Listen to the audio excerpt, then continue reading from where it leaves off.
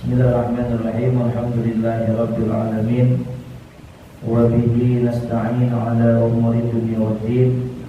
Wassalatu wassalamu 'ala asyrafil anbiya wal mursalin, sayyidina wa habibina wa syafi'ina wa qurrati a'yunina wa maulana nabiyyina Muhammadin wa 'ala alihi tahirin thayyibin wa ashabihi al-ghurril mayamin wa man tabi'ahum bi ihsanin ila yaumiddin. Subhanaka la ilma lana illa ma 'allamtana innaka antal alimul hakim. Rabbi shrah li sadri wa yassir li amri wa hlul 'uqdatam min lisani yafqahu qawli. Rabbi a'udzu bika min hamazati syayatin wa a'udzu bika rabbi an yahdurun. Rabbi zidna ilma warzuqna fahma wa atina hikmah. Allahumma barik lana fi majlisina hadza bi rahmatika ya arhamar rahimin. Amin ya rabbal alamin. Al-Mukarramun wa Mukarramun, kami hormati para asatidzah, para guru, khusus ayahanda orang tua kami Ustaz Abdul Manaf. Mudah-mudahan kita doakan beliau senantiasa berikan sehat walafiat, panjang umur dalam ibadah kepada Allah Subhanahu wa taala, dimudahkan segala urusannya, diberikan kehidupannya, dibahagiakan dunia dan akhirat. Amin ya rabbal alamin. Alhamdulillah, Ustaz Ahmad Syahrani dan para jamaah sekalian, musalla ar-raudhah, mudah-mudahan perkumpulan kita menjadi wasilah turunnya rahmat dan barakah dari Allah Subhanahu wa taala. Amin ya rabbal alamin. Kita melanjutkan pelajaran kita taqrir kitab Al-Arba'in An-Nawawiyah, masuk pada hadis ke-24. Hadis ke-24. Halaman berapa? Halaman 20. Al-hadithur rabi' wal 'ishrun. Hadis ke-24. Bismillahirrahmanirrahim. Al-hadithur rabi'u wal 'ishrun. Hadis ke-24. An Abi Dzarrin Al-Ghifari radhiyallahu anhu. Langsung kita bahas saja, kita baca panjangan. Dari Sayyidina Abi Dzar Al-Ghifari radhiyallahu anhu, Anin Nabi sallallahu alaihi wasallam, dari Nabi kita Muhammad sallallahu alaihi wasallam, bima yarwihi an rabbih azza wa jalla, di dalam apa-apa yang diriwayatkan dari Tuhannya, dari Allah Subhanahu wa taala azza wa jalla. Ya, jadi hadis ini hadis qudsi, firman Allah Subhanahu wa taala kepada Nabi kita Muhammad sallallahu alaihi wasallam, namun tidak termaktub, tercantum di dalam Al-Qur'anul Karim. Annahu qala, bahwasanya Allah Subhanahu wa taala berfirman, ya ibadi, wahai hamba-hambaku, inni haramtu zulma ala nafsi, wahai hamba-hambaku, sesungguhnya aku mengharamkan al-zulma, perbuatan zalim, ala nafsi, terhadap diriku sendiri, wa ja'altuhu bainakum, dan aku jadikan kezaliman itu di antara kalian muharraman, haram, fala tadzalamu, dan janganlah kalian saling berbuat zalim. Jadi pesan Allah, firman Allah yang pertama kepada kita dipanggil oleh Allah, ya ibadi, wahai hamba-hambaku. Ibad di sini dijelaskan Ini nih, lega nih. Dia mau ke situ ntar gak bisa napas. Terus kosong.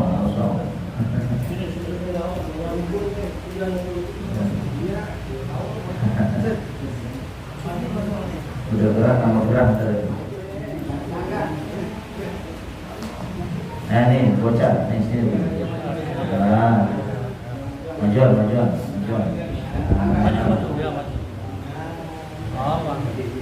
Takutnya ntar pulang lagi jempol nempel. Baik, kita terusin ya. Wahai hamba-hambaku, kata Allah. Hamba di sini dikatakan dalam syarahnya al-muradu bihim huna jami'ut tsaqalain. Jadi maksud hamba di sini adalah dua makhluk Allah yang besar, al-insakum wa jinnakum, manusia dan jin. Jadi ibad di sini bukan hanya kita yang dipanggil, tapi juga bangsa jin ini termasuk di sini, termasuk hamba Allah Subhanahu wa ta'ala. Ya ibadi, wahai hamba-hambaku, inni haramtu zulma ala nafsi. Kata Allah, sesungguhnya aku mengharamkan berbuat zalim terhadap diriku sendiri. Maksudnya Allah mengharamkan berbuat zalim terhadap dirinya, artinya Allah Ta'ala gak pernah berbuat zalim terhadap hambanya. Allah gak pernah tidak bersifat adil, gak pernah. Al-adil, sifat adil itu selalu ada sampai nanti, sampai terus menerus. Jadi semua ketentuan Allah yang ditetapkan kepada kita nih sampai saat ini, dari awal kita lahir dan sampai sekarang, ini merupakan keadilan Allah. Enggak ada satupun yang Allah takdirkan berupa kezaliman kepada hambanya, enggak mungkin. Dan enggak boleh kita punya i'tiqad, punya keyakinan, punya pemikiran bahwa ini enggak adil nih buat saya nih. Ini Allah nih begini banget ya, orang lain gampang-gampang mulu, dan kok susah. Ya, orang lain ngurusin ini gampang, giliran kita ngurusin hal yang sama susah. Misalnya begitu. Nah, itu nggak boleh ada kecenderungan di dalam diri kita itu zalim. Buat kita nggak boleh. Karena Allah udah kasih tahu bahwa nggak mungkin, kata Allah, aku berbuat zalim terhadap diriku. Artinya nggak mungkin Allah menzalimi hamba-hambanya, nggak mungkin. Maka kalau kita tahu ini, maka nanti kalau apapun yang terjadi di antara kita, ya baik mungkin yang sifatnya kita suka takdir Allah ataupun kita nggak suka, itu semuanya yang terbaik yang Allah berikan kepada kita. Susah-susah gampang, kalau gampang susah. Ya, ala kulihat. Kalau lagi dikasih senang sih gampang terimanya. Wah, ini adil, makhluk, cakap udah. Ya, saya 70%, yang lain 30 kan. Ya, tapi giliran yang dapat 30 ini susah nih. Ya, ala kulihat. Maka ini perlu kita latih. Terus kita belajar agar kita punya sifat qanaah, punya sifat menerima dengan apa yang ditentukan Allah Subhanahu wa ta'ala. Maka apa definisi zalim di sini? Secara bahasa, zalim itu wad'us syai'i fi ghairi mahalli. Secara bahasa ya, zalim itu meletakkan sesuatu bukan pada tempatnya. Namanya zalim secara bahasa. Ya, sering dicontohin sama saya, beli sendal 150.000, beli peci 20.000. Mahalan mana? Sendal. Tapi yang ditaruh di bawah yang mana? Yang kayak mahal nggak? Kan gitu, namanya adil. Biarpun murah, tapi tempatnya di atas. Walaupun mahal, ya tempatnya di bawah. Coba kalau dibalik, wah mahal nih 150.000, kalau di atas. Peci ditaruh di bawah. Masuk musola pengen ngaji, kira-kira bagaimana? Suruh pulang minum Montreksin. Ya. Nah, kemudian Allah menegaskan juga dalam Al-Quranul Karim, Allah katakan innallaha la yadhlimun nasa syai'a. Sesungguhnya Allah Subhanahu wa taala tidak pernah menzalimi manusia sedikit pun. Tidak pernah. Allah katakan juga innallaha la yadhlimu mithqala dzarrah. Sesungguhnya Allah tidak pernah menzalimi walaupun sebesar biji dzarrah. Tidak pernah. Nah, ini kita mesti yakin terus ya bahwasanya ini semuanya baik insyaallah buat ini. Baik. Allah sudah mengharamkan kezaliman terhadap dirinya. Maka Allah bilang wa ja'altuhu bainakum muharrama. Dan aku tetapkan, aku jadikan, ya aku hukumi kezaliman itu di antara kalian muharrama, haram. Berbuat zalim itu haram, dosa besar, dosa besar.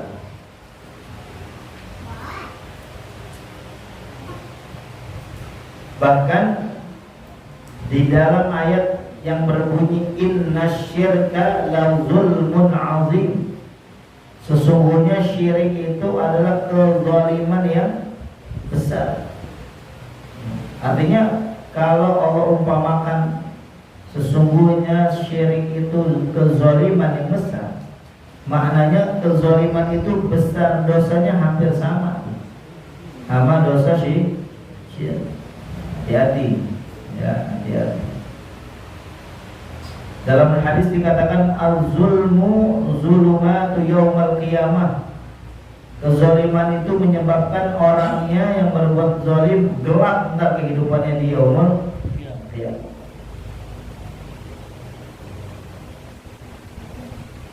Bahkan dalam riwayat Imam Muslim, Nabi pernah bertanya kepada para sahabat, atadruna minal muflis.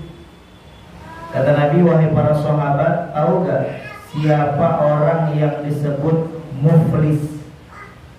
Muflis itu artinya bangkrut. Muflis artinya bangkrut. Kata Nabi, atadruna minal muflis. Sahabat, tahu gak orang yang bangkrut itu siapa? Kata Nabi kepada para sahabat.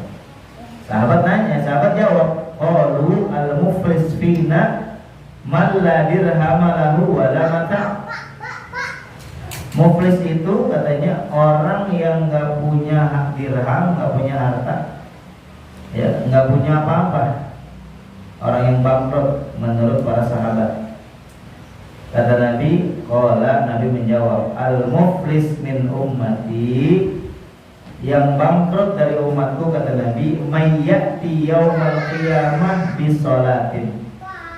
Orang yang bangkrut itu datang di hari kiamat bawa pahala sholat, wa zakatin bawa pahala zakat, wa siyamin bawa pahala puasa, wa ya'ti wa qad syiktum hadha wa qadhafa hadha wa akala mala hadha wa safaka dama hadha wa daraba hadha fa yuqta hadha min hasanati wa hadha min hasanati fa in faniyat hasanatuhu qabla al-qidha'i ma'alai akhadha min khatayahum faqaruhat alaihi thumma qaruha finnar. Jadi orang yang muflis, kata Nabi, yang datang di hari kiamat bawa pahala sholat, bawa pahala zakat, bawa pahala puasa, lalu dia pernah mukul orang, pernah makan harta orang, pernah menzalimi orang, dan lain-lain. Maka yang dipukul tadi, yang hartanya diambil sama dia dan lain-lain, minta pertanggungjawaban di hadapan Allah. Lalu Allah berikan pahala sholatnya kepada orang yang dia zalimi. Kalau belum habis itu dosa zalimnya dan pahalanya udah habis, maka dosa orang yang dizalimi diberikan kepada dia. Bangkrut gak? Ya. Maka orang-orang yang serakah ya dan mendapatkan sesuatu dengan cara apapun, yang halal dihajar, yang haram disikat, ya kudu hati-hati. Satu orang kita zalimin, waduh, kita udah nggak tahu bagaimana tentang nasib kita di akhirat. Bagaimana kalau 2 orang, 3 orang, 4 orang, ribuan orang yang kita zalimin, ya bukan muflis lagi, itu apa namanya itu? Ala kulli hal. Ini jadi tanbih, jadi peringatan keras buat kita. Ya, kita mulai dari diri kita sendiri. Kita berusaha ya, jangan sampai perbuatan kita menzalimi orang lain. Nah,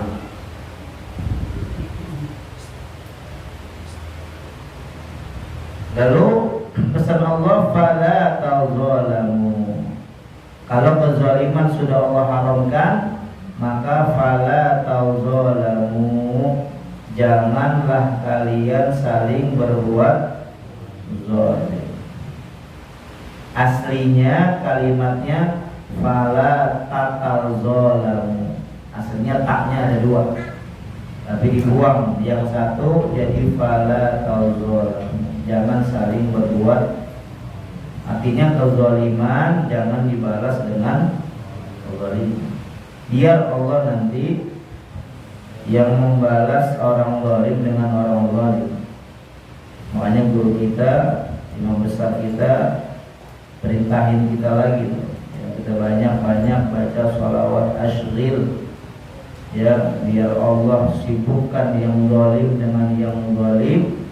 Wa akhrijna min bainihim, dan agar kita dikeluarkan dari golongan orang-orang zalim, Allah golongkan masuk ke dalam orang-orang yang selamat.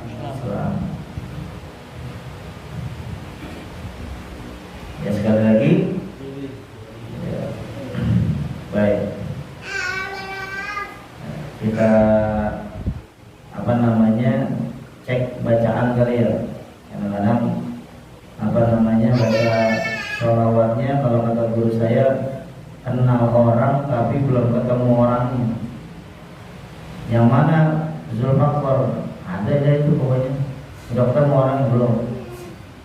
Baca sholawatnya bisa bacanya, tapi udah pernah lihat teksnya belum. Ya, mungkin ada yang udah benar secara ucapan, tapi kita pretelin atau apa ya.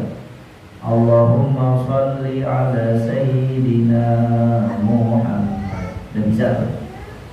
Wa ashril, dari kata ashwala yushghilu, ashril, sibukkan. Wa ashril zalimin. Zalimin tuh bentuk jamak, bukan zalimin pakai kasrotain, bukan wa ashril zalimin bil zalimin, bukan, tapi tulisannya wa ashril zalimin, zalimina bil zalimina gitu. Tapi karena dibaca biar ikut lagam, maka nunnya dimatikan. Wa ashril zalimin bil zalimin. Makanya hanya gini kita zalimin yang kedua, yang pertama. Kalau yang kedua kan adanya udah berpanjang. Wa ashril zalimin bil zalimin, begitu. Ya.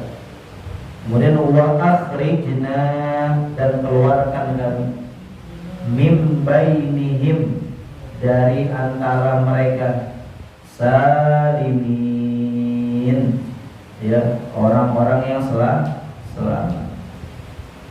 Wa ala alihi wa sahbihi ajma'in. Bisa ada itu. Nah, itu aja tuh. Biasanya suka kelirunya zalim. Iya. Sama juga kayak orang baca doa habis ngaji Quran. Allahumma arhamna bil Quran waj'alhu lana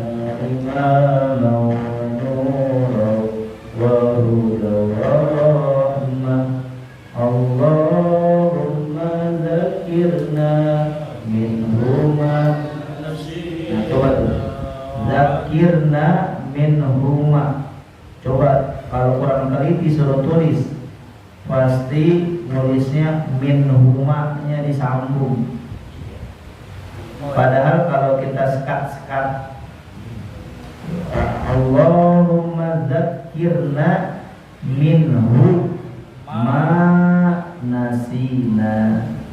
Ya Allah, ingatkan kami ya karena sebab Al-Quran apa-apa yang terlupa daripada kami.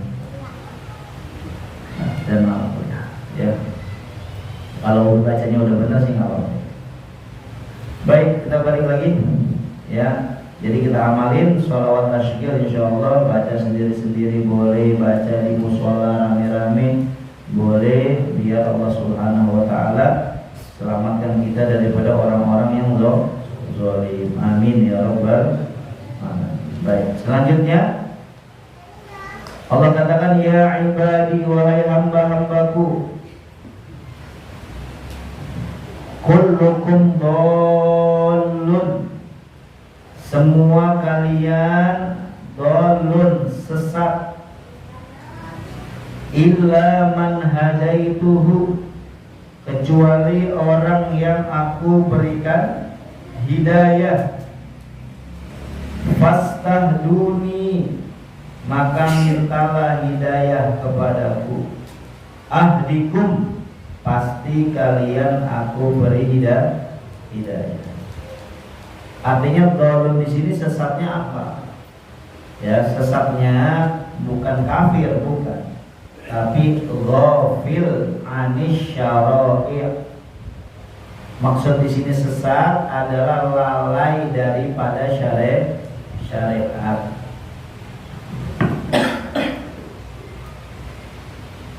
Kita kalau kagak ngaji lalai gitu dari syariat. Kita nggak tahu hukum haram, hukum halal, ini wajib, ini sunnah. Ya, yang kadang-kadang masih ngaji juga kita masih kadang banyak yang belum kita tahu, betul kan? Nah, maka kata Allah, kullukum dhallun, maka kalian itu sesat dalam arti lalai dari syariat. Ya, mungkin syariatnya kita jalanin, tapi ilmunya mungkin pernah terlewat, ya, dan lain-lain. Nah, illa man hadaitu, kecuali orang yang aku beri dia hidayah. Makanya dalam hadis dikatakan, may yuridillahu bihi khairan yufaqihu fid-din. Kalau Allah menginginkan kebaikan, artinya kebaikan di sini itu hamba kalau kasih jalan yang lurus.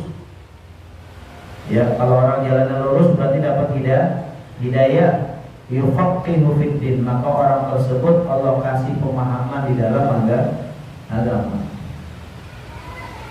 Nah, ya, orang-orang yang Allah berikan kemampuan datang ke majelis-majelis taklim, maka itu orang secara tidak langsung dikabulkan doanya oleh Allah waktu dia minta hidayah. Allahumma hdina fi man hadait, atau kita baca doa dalam surah Al-Fatihah, ihdinas siratal mustaqim. Itu semuanya terrealisasi dari mana? Awalnya kita diberikan pemahaman dalam syariat.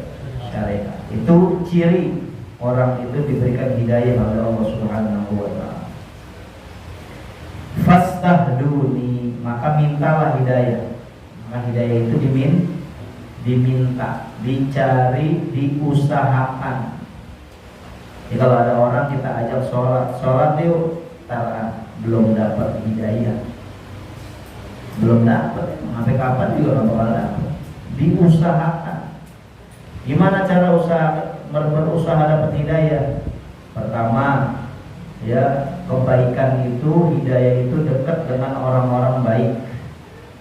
Rahmat Allah dekat dengan orang-orang baik. Maka hadir di majelis di mana di situ banyak orang baik. Pengen dapat hidayah, nongkrongnya sama orang kiri mulu. Ya. Secara logika ya nggak dapat. Ya, walaupun Allah berhak ngasih hidayah di mana aja, betul.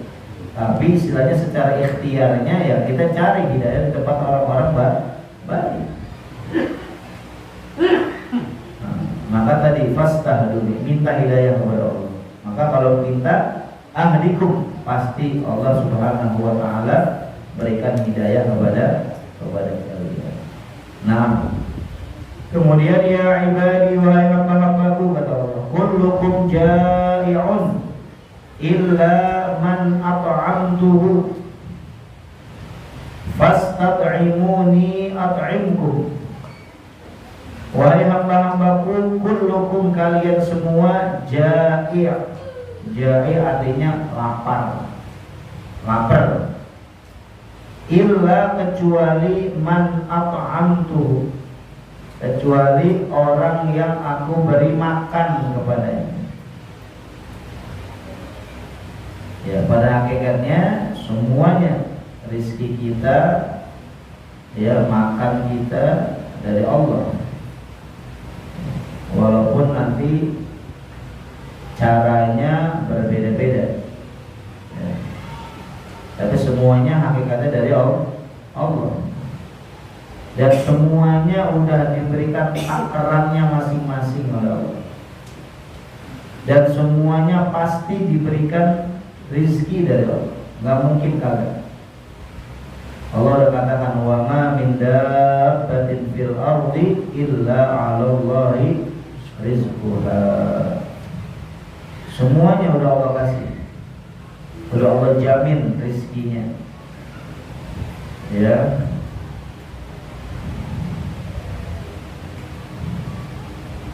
Fastat'imuni, walaupun udah Allah jamin, tapi ada perintah dari Allah, fastat'imuni, mintalah kepada Allah, minta kepada Allah dengan cara ikhtiar.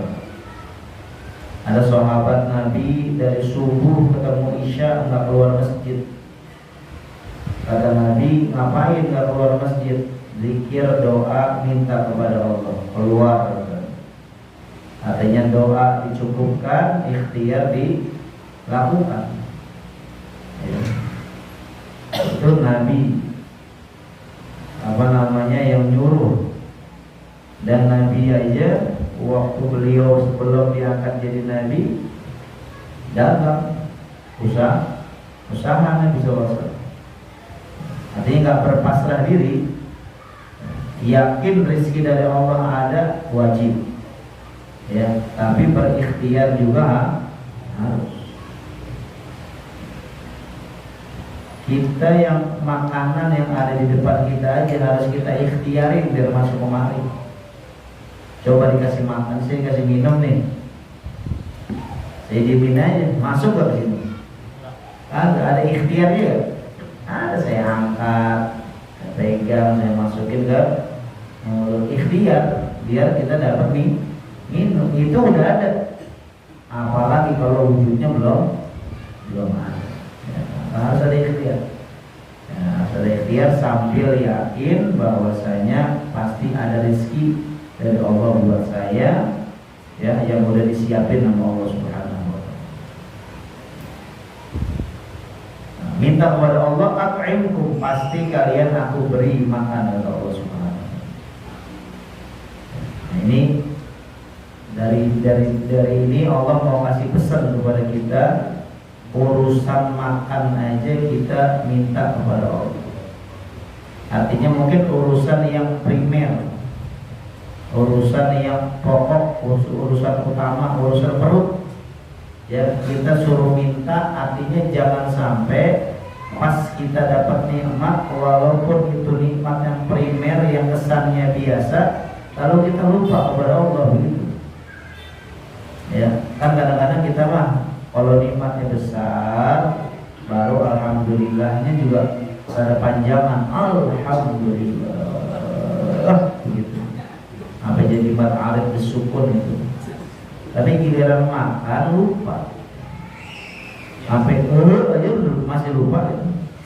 Ya, sampai dahaknya 3 kali ya masih lupa. Ya, maka dari sini Allah mau kasih tahu, ya, mau kasih tahu nih, kata Allah, makan kalian itu pun dari saya. Maka yang baik, dulu saya pernah diajarin sama guru tuh, ya baca doa makan itu habis suapan pertama. Makan suapan pertama masuk, alhamdulillahilladzi at'amana wa saqana wa ja'alana minal muslimin. Makan lagi. Ya, ingat tuh.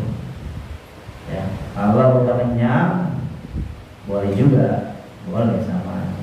Tapi biasanya kadang-kadang lupa, apalagi makannya sepertiga kan mestinya makan, sepertiga minum, sepertiga nafas idealnya.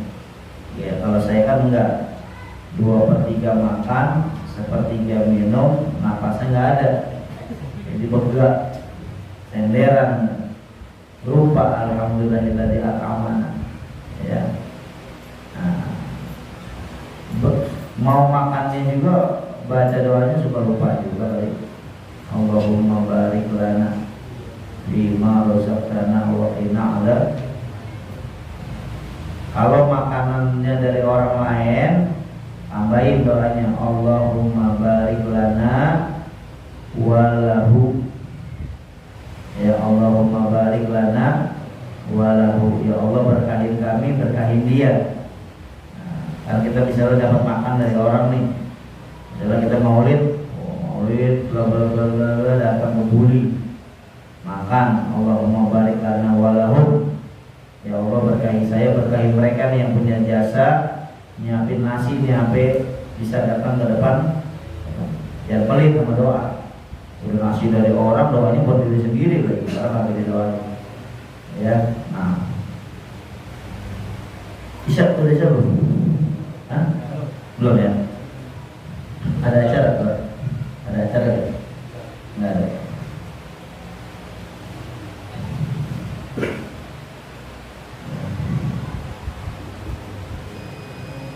Dia baca umum.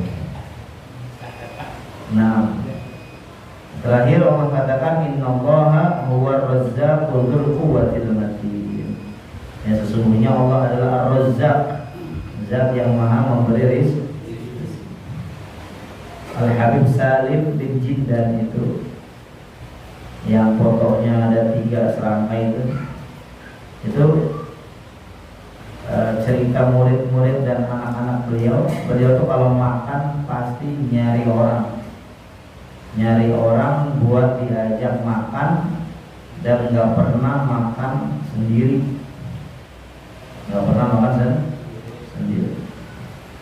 Bahkan tadi pagi itu pengajian subuh ada wasiat dari Nabi kepada Sayyidina Ali bahwasanya innallaha, Allah itu membenci orang yang kalau makan sendirian gitu. Repot juga ya, nama lain itu ya. Bahkan Nabi Allah Ibrahim dapat gelar Khalilullah itu karena tadi kalau makan nggak pernah sendiri, dan pernah jalan kaki 2 mil nyari orang buat diajak makan.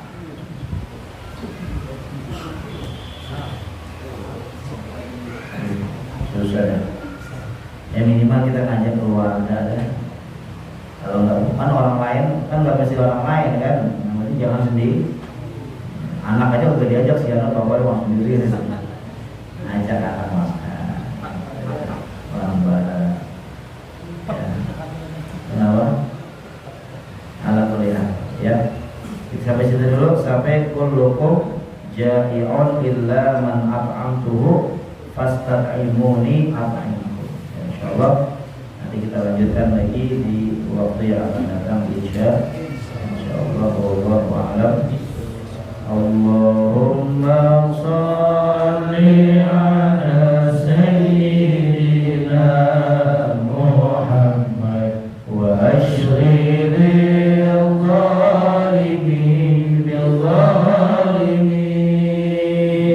Allahumma shalli ala sayyidina Muhammad wa ashril zalimin bil zalimin.